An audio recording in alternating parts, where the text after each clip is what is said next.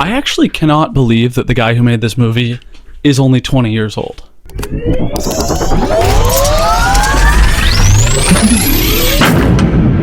Okay, so I just got out of the theater after watching Backrooms, directed by Kane Parson, known for the YouTube creepypasta stories. Honestly, I don't really know too much about it. I watched a little bit of them, and honestly, I wasn't a huge fan.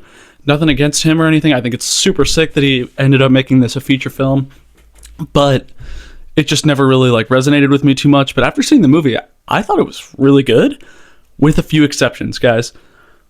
So basically the synopsis is there's this dude named, not Craig. I'm already forgetting his name. It's Craig, Chris. Anyways, the main character, he owns this furniture store. He's kind of washed up a little bit. He's tried to be an architect and then failed and had some issues with his significant other.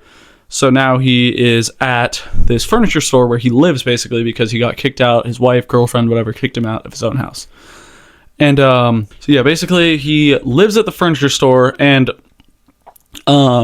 he has some electrical issues and stuff, and he goes downstairs and he basically falls through the wall and ends up in some weird office building space called the Backrooms, except they never really call it the Backrooms in the movie, but that's what the movie is called, so I'm guessing that's what they're called.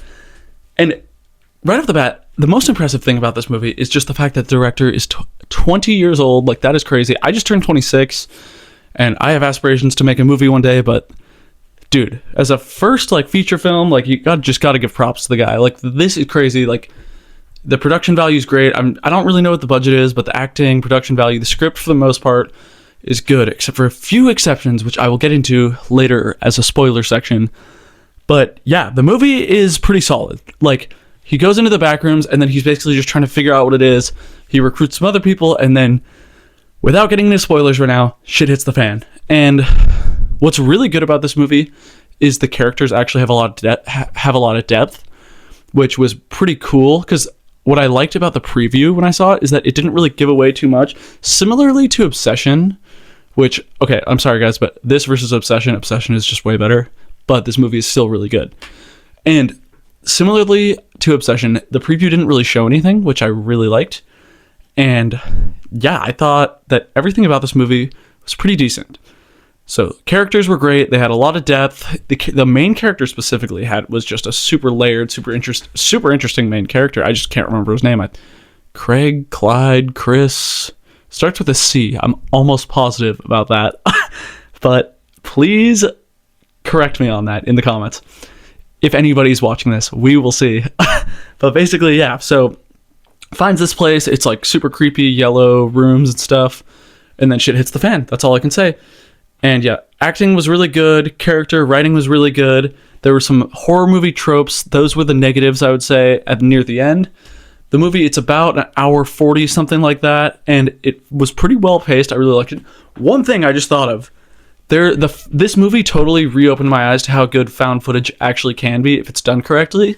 The found footage aspects of this movie are genuinely scary. The opening scene is super scary. Everyone was oh my god, super scared and stuff. And then, yeah, basically it goes down from there. And as somebody who knew nothing about the Backrooms, I am now pretty interested. The ending to me was a little underwhelming, but yeah. Okay, spoilers now. I'm going to get into spoilers. So the main thing that just pissed me the fuck off about this movie is the scene when the monster is running after the woman, Sarah? I don't remember her name either. But monster's running after her. And she is just not even going fast. She's crawling away. She'll run for a little bit and then trip and fall. And it's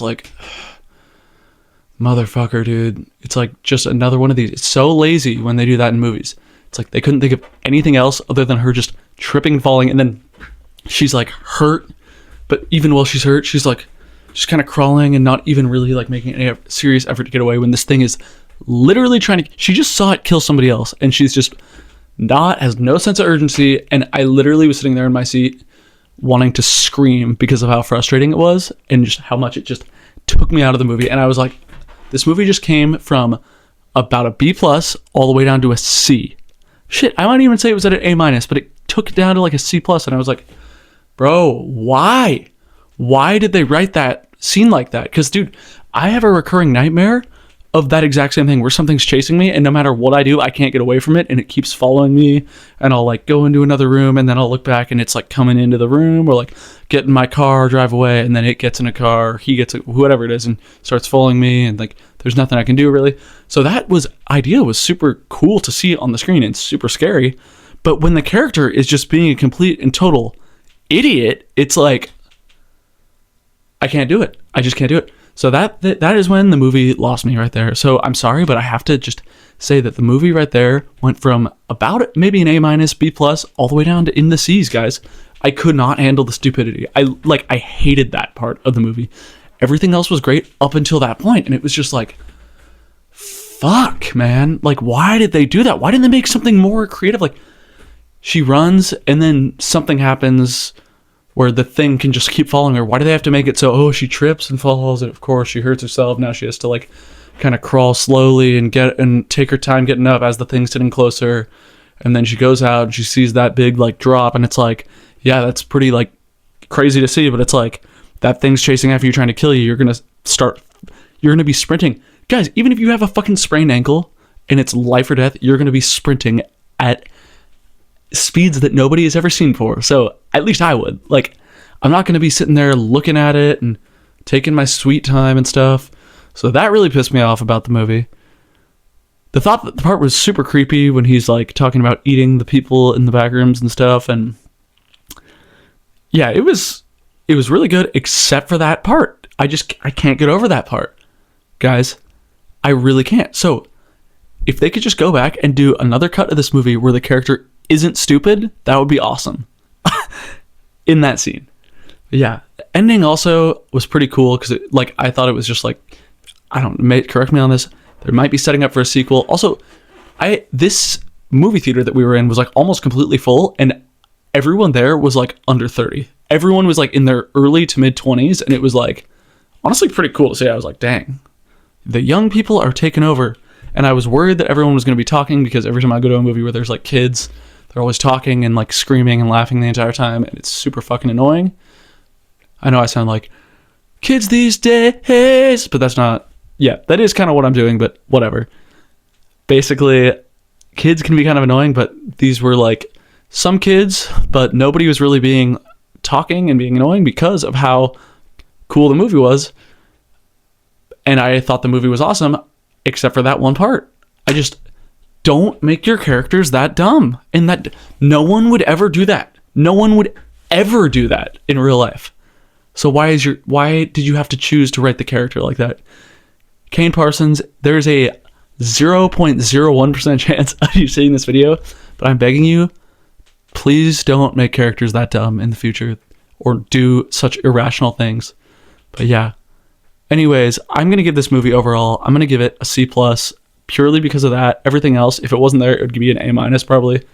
So yeah, Backrooms, tell me what you thought of it. Please like, subscribe, and comment below. And yeah, I'll see you guys next time. All right, peace out.